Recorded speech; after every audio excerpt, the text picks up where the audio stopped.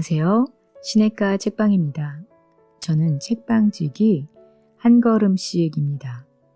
오늘은 지난 시간에 이어 레리 크랩의 결혼 건축가 중에서 2장과 3장을 정리해드리고 몇몇 구절을 읽어드리도록 하겠습니다.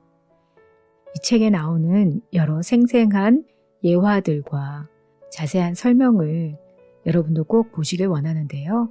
꼭 책을 구입하셔서 오래오래 곁에 두고 자주 음미하는 책이 되시기를 바랍니다. 2장 영적 연합. 나의 인격적 필요는 배우자가 채울 수 없다. 모든 인간 관계에는 관계 밖에서는 채워질 수 없는 안전감과 중요감의 인격적 필요가 있습니다. 이 인격적 필요는 신체적 필요만큼이나 필요한 것이어서 이 필요가 채워지지 않는 한 인간은 제 기능을 다할 수 없습니다. 이 필요는 대인관계라는 정황 속에서만 채워질 수 있습니다. 아무도 자신의 필요를 스스로 채울 수 없습니다. 여기서 딜레마에 봉착하는데 남편과 아내는 둘 다 사랑과 존경이 필요하며 각자가 그것을 느끼기 전에는 진정 사랑할 수 없다고 하는데 어떻게 해야 합니까? 주님만 의지하면 되지 않을까? 하지만 여기에도 문제가 있습니다. 밀려오는 감정의 고통 중에도 늘 우리를 지켜주는 그리스도의 사랑을 맛보려면 어느 정도 영적 성숙이 필요한데 많은 그리스도인들에게 영적 성숙은 요원한 목표일 뿐입니다.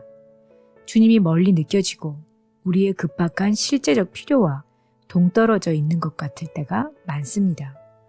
우리에게 필요한 인격적 필요인 안전감은 사랑을 얻으려 애쓰지 않아도 조건 없이 온전히 사랑받고 있으며 노력으로 얻을 수 없고 그래서 결코 잃을 수도 없는 사랑으로 사랑받고 있다는 확신입니다. 중요감은 아주 중요한 일, 시간 속으로 사라지는 것이 아닌 영원한 열매가 있는 일로 타인에게 직접 간접으로 중요한 영향을 미치는 일. 그러면서도 나라는 사람에게 꼭 적합한 일을 하고 있다는 확신입니다. 하나의 인격으로 제 기능을 다 하려면 가장 먼저 안전감과 중요감의 필요가 채워져야 합니다. 많은 사람들이 다음에 잘못된 방법으로 그 필요를 채우려 합니다. 첫째, 인격적 필요를 무시하고 대신 육체적 쾌락에서 만족을 얻으려 합니다. 둘째, 참된 안정감을 가져다 줄 수 없는 성취, 부, 명예 등을 통해 가짜 만족을 얻으려 합니다. 셋째, 안전감과 중요감을 배우자에게서 찾습니다. 그 결과 자신의 인격적 만족을 위해 상대를 이용하려는 조작적 관계가 나타납니다. 어떤 남편이나 아내도 상대의 인격적 필요를 채워주기에 완전히 적합한 자는 없으므로 이런 착취 관계는 반드시 문제를 일으킵니다.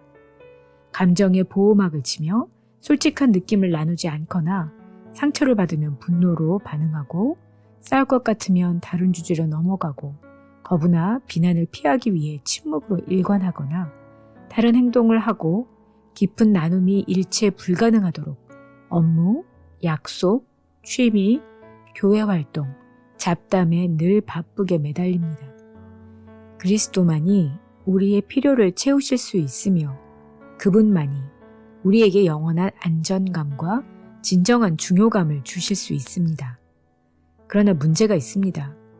이 영적 실체를 시야에서 놓치지 않고 똑바로 따라가기에는 우리의 믿음의 눈이 너무 어둡습니다.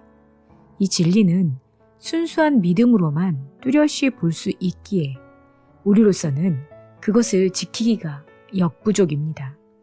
영적 진리란 자칫하면 어느 한쪽으로 떨어지기 쉬운 좁다란 평균대와도 같습니다. 중요한 관계인 결혼, 가족, 우정이나 인생의 사건들, 직장, 건강, 특권 등으로 인해 안전감이나 중요감이 느껴지지 않을 때 여전히 자신이 가치 있는 존재라는 사실을 굳게 붙들기란 어려운 일입니다. 상대가 나를 거부했으니까 혹은 나는 이번 일에 실패했으니까 나는 가치가 덜한 사람이라고 생각합니다. 혹은 주님이 나의 전부이므로 사람들과의 친한 관계를 맺지 않아도 된다고 생각하는 실책을 범하기도 합니다. 이는 관계의 아픔을 피하기 위해 나의 가치는 그리스도 안에만 있다는 진리 뒤로 숨는 것입니다. 상처와 두려움 때문에 자녀에게서 만족을 구했던 부인은 하나님이 저를 사랑하신다는 것을 믿지만 그것이 실제로 아무런 도움이 되지 않는다고 했습니다. 진리의 평균대에 똑바로 서기 위해 다음 3단계를 따르도록 권했습니다. 1단계, 당신의 모든 감정을 하나님 앞에 그대로 인정하세요. 자신의 고통과 상처를 하나님 앞에 속마음을 낱낱이 아뢰는 것입니다. 2단계, 당신이 그리스도 안에서 안전하고 중요하다는 진리를 붙드는 것입니다. 그리스도인의 삶에서 가장 중요한 사실 하나는 믿음과 행동이 기분에 좌우될 필요가 없다는 것입니다. 3단계는 배우자의 어떤 반응도 당신의 가치를 바꿔놓을 수 없음을 생각하며 이제 배우자의 필요를 채워주기 위해 자신을 내주라는 것입니다. 하나님은 남편과 아내에게 피차 복종하라 하셨습니다. 상대의 필요를 먼저 생각하라는 말입니다. 우리는 배우자의 필요를 채워주어야 합니다.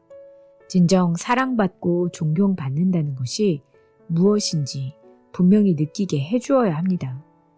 내면의 고민, 즉 실망, 상처, 두려움, 채워지지 않는 갈망 등을 배우자와 함께 나누는 것보다 더 깊은 연합 의식을 가져다 주는 것은 없습니다. 영적 연합이란 부부 각자가 자신의 인격적 필요를 채워주는 분으로 오직 주님만 바라보며 주님만 의지하는 관계입니다. 상대방의 인생을 향한 하나님의 계획을 이루는 도구로 자신을 내주고 상대방의 안전감과 중요감 경험에 자신이 미칠 수 있는 영향을 충분히 인식하는 일을 신실하게 감당함으로 서로 돌보는 관계입니다. 3장 정신적 연합 1. 이용하려 들지 말고 섬기라. 영적 연합이란 부부 각자와 하나님의 관계, 그리고 그 영적 관계를 통한 안전감과 중요감의 충족에 초점이 있습니다. 반면 정신적 연합이란 남편과 아내의 관계에 초점이 있습니다. 즉 정신적 연합으로 나아가는 것입니다. 이 연합은 상대의 인격적 필요를 깊이 채워주는 도구로서 부부간의 건강하고 친밀한 관계에서 비롯됩니다.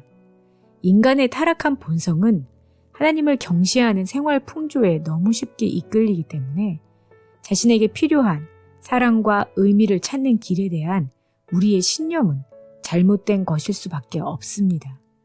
이 신념에서 목표가 나옵니다. 목표는 행동과 노력의 방향을 좌우하는 인생 원리가 됩니다. 내가 얻으려는 혹은 피하려는 것은 무엇인가? 나의 목표는 무엇인가? 이 질문에 답하면 지금 하는 일의 이유와 동기를 정확히 알 수 있습니다. 목표를 정확히 파악할 때 목표 뒤에 숨은 잘못된 신념을 찾아내 바로 잡을 수 있습니다. 상대의 유익을 1차적 관심으로 삼지 않고 어떻게든 상대를 변화시키려는 목표로 하는 말은 무가치한 것이고 배우자를 섬긴다는 목표에 어긋나는 말은 하나님의 뜻을 거스르는 것이요 정신적 연합에도 아무 유익이 없습니다. 설사 원하는 바를 얻어내고 상대가 변화되고 그 변화가 긍정적이라 하더라도 정작 중요한 친밀한 연합의 관계는 이루어지지 않습니다. 안전감과 중요감을 채우시는 분은 그리스도입니다. 그러나 만질 수 있고 느낄 수 있는 몸으로 전달되는 사랑이 배우자로 하여금 사랑받는다는 의미를 더 깊이 체험으로 알게 할 수 있습니다. 부부는 서로의 가치를 더욱 분명히 느끼게 해주고 그리스도 안의 풍요를 더욱 깊이 누리게 할 수 있습니다. 사랑의 마음을 바꾸는 일에는 반드시 하나님의 능력이 필요합니다. 그리스도 안에서 나의 필요가 이미 채워졌다는 사실을 인식하기까지는 채워지지 않은 공허함이 내 삶이 동기가 됩니다. 그리스도의 피를 자신의 죄의 온전한 값지불로 단순히 믿고 받아들일 때 인간은 무한하신 하나님과의 관계 속에 들어갑니다. 그분의 사랑과 계획이 우리의 안전감과 중요감의 필요를 채워주며 비로소 인간은 자신의 필요로만 향하는 이기적인 집착에서 자유로워집니다. 하지만 기존의 잘못된 의의 기준이 우리 속에 버티고 있는데 어떻게 초자연적 목표 변화가 일어날 수 있을까요? 자신이 원하는 대로 바꾸려는 조작에서 섬김으로 옮겨가려면 다음 3가지 요소가 반드시 필요합니다. 1요소는 섬기려는 결단과 계속 자원하는 마음이고 2요소는 배우자의 필요에 대한 분명한 인식이며 3요소는 하나님께서 나를 배우자의 필요를 채우는 도구로 택하셨다는 확신입니다. 섬김에 의한 헌신은 저절로 생겨나지 않습니다. 조작에서 섬김으로 가는 길에 가장 필요한 것은 의지적 선택의 반복입니다. 성령은 우리의 마음과 뜻을 움직여 회개하고 순종하게 하십니다. 먼저 우리는 나의 필요를 채우기 위해 하는 조작이 죄라는 사실을 하나님 앞에 인정해야 합니다. 좋으신 하나님이 옳은 길로 인도하신다는 믿음으로 그 죄에서 돌이켜야 합니다. 그런 다음 이제부터 섬김의 길을 걸어가기로 결단해야 합니다. 그러나 우리 속에 그분의 역사가 느껴질 때까지는 시간이 필요합니다. 무조건 주고 싶은 자발적 마음은 이기심을 버린다는 결정만으로 저절로 생겨나지 않습니다. 자기 중심이라는 찌든 얼룩이 우리의 동기를 더 이상 지배하지 못하게 되기까지는 많은 씻김의 과정이 필요합니다. 섬김에 의해 잦은 헌신과 하나님과 보내는 많은 시간이 어우러져 비로소 우리는 준다는 것의 의미를 깨닫게 됩니다. 섬김의 원리를 일관되게 좇는다는 것은 자신의 모습을 있는 그대로 배우자와 정직하게 나누는 것입니다. 나눔의 목표는 사랑의 응답을 정당히 원하면서도 결코 요구하지 않으며 결국 자신의 연약함을 그대로 내보이는 것입니다. 배우자에게 나의 섬김이 필요하다는 사실을 인식하기 전에는 배우자를 섬긴다는 말이 의미가 없습니다. 매 순간 섬김의 목표를 의식적으로 선택하지 않는 한 우리는 본질상 자신의 유익을 위해 배우자를 조작하는 목표로 되돌아가게 되어 있습니다. 2장과 3장의 책의 몇몇 구절을 읽어드리도록 하겠습니다. 2장 영적 연합. 나의 인격적 필요는 배우자가 채울 수 없다. 신체적 필요가 채워지지 않으면 머지않아 신체적 죽음을 맞습니다. 마찬가지로 안전감과 중요감의 인격적 필요가 무시되고 끝내 채워지지 않으면 인격적 죽음을 피할 수 없습니다.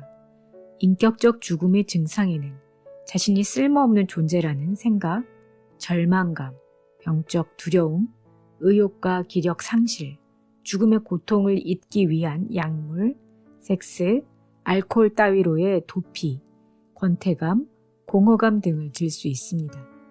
부부간에 서로 느낌과 관심사를 나누기 어려운 이유는 무엇입니까? 사람이란 누구나 몇 번쯤 수용을 기대했다 거부당하며 깊은 상처를 경험합니다. 그래서 부부 관계만은 다르리라 기대하며 결혼합니다. 그러나 어쩔 수 없이 거기서도 비슷한 비난과 거부에 부딪힙니다. 그 고통은 너무 쓰라려 구원이 필요합니다. 그래서 우리는 감정의 방벽을 치고 멀리 달아납니다. 자신을 무참히 짓밟은 상대에게 분노하며 혹시 더 큰 고통을 당하지 않을까 두려워 다시는 깊은 필요를 내비치지 않기로 마음을 닫습니다. 서로에게 필요 충족을 기대하는 이상 부부관계는 다음 4가지 요소로 더럽혀질 것입니다. 첫째, 자신의 필요를 얻어내기 위한 조작적 노력. 둘째, 그 조작적 노력이 안 통할지 모른다는 두려움. 셋째, 그것이 먹혀들지 않을 때 찾아오는 분노와 고통. 넷째, 자신의 결혼 생활이 본질상 이기적이라는 끈질긴 죄책감. 부부가 영혼의 차원에서 하나 되려면 자신의 인격적 필요를 채워줄 대상으로 상대를 의지해서는 안 된다는 것입니다.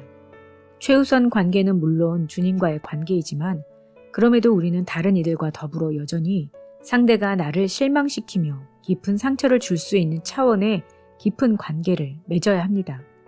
그분의 만족되심은 우리에게 깊은 아픔 중에서도 성경적 인간 관계를 지속할 수 있는 힘을 주십니다. 주님의 사랑이 주는 안전감과 그분의 계획과 뜻에 동참한다는 중요감, 이것만 있으면 그리스도인은 어떤 상황도 헤쳐나갈 수 있습니다. 그리스도인은 두려움 중에 믿음의 낙하를 감행합니다. 그러나 그때 하나님의 말씀을 의지하는 자세가 절대 필요합니다. 3장 정신적 연합 1. 이용하려 들지 말고 섬기라. 타락 이후 인간의 의식은 자기 기만의 놀라운 도구가 되었습니다. 인간은 자신을 일부만 봅니다. 자신이 선한 존재라는 기존 자아상을 계속 지켜줄 목표만 봅니다. 실제 매달리고 있는 추하고 이기적인 목표는 극구 부인하거나 위장합니다. 성경에도 나와 있듯 인간의 미혹된 심령을 밝히 드러내 내면의 이기적 동기를 파헤칠 수 있는 분은 오직 하나님의 진리를 알리시는 성령뿐입니다. 그러므로 우리는 성령을 계시하시는 사역에 늘 마음을 열어야 합니다. 남편과 아내는 결혼을 한 인격을 독특하고 특별한 방식으로 섬길 수 있는 기회, 즉 배우자가 그리스도 안에서 안전하고 중요한 존재로 자신의 가치를 더욱 온전히 느끼도록 자신들이 하나님의 도구로 사용되는 기회로 여겨야 합니다. 정신적 연합을 이루어가는 부부는 결혼 생활에서 섬김의 기쁨을 맛봅니다. 한 인격에게 그리스도 안에서 자신의 온전함을 충분히 깨닫도록 깊은 도움과 영향을 준다는 것은 놀라운 스릴의 경험입니다. 하나님은 주권 가운데 지구상 수십억 인구 중 나를 뽑아 그 누구에게도 맡기지 않으신 섬김의 사역을 감당케 하십니다. 결혼의 환경이 어떻든 하나님은 각 남편과 아내를 특별한 방식으로 상대를 섬길 수 있는 독특한 기회로 보십니다.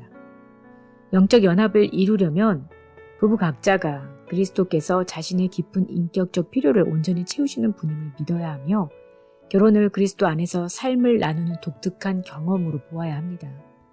정신적 연합이란 서로 채워주는 관계이며 이 관계는 부부 각자가 결혼을 그런 채움의 기회로 인식하는 데서 시작됩니다. 정신적 연합을 이루는 길은 배우자가 하나님의 형상을 지닌 존재이자 그리스도 안에서 참으로 안전하고 중요한 성도로서 자신의 근본적 가치를 더욱 깊이 느끼도록 돕는 데 있습니다. 자신이 사랑받는 느낌을 높이거나 더 이상 상처에서 자신을 보호하려는 조작적 노력이 바탕이 된 관계에서는 하나님이 주시는 연합을 결코 이룰 수 없습니다. 조작의 원리에서 섬김의 원리로 과감히 옮겨가는 것이야말로 정신적 연합에 이르는 유일한 길입니다. 네, 오늘은 레리 크랩의 결혼 건축가 중에서 2장과 3장을 정리해드리고 몇몇 구절을 읽어드렸습니다. 다음 시간에는 4장과 5장을 정리해드리고 몇몇 구절을 읽어드리도록 하겠습니다. 그럼 다음 시간에 뵐게요. 안녕히 계세요.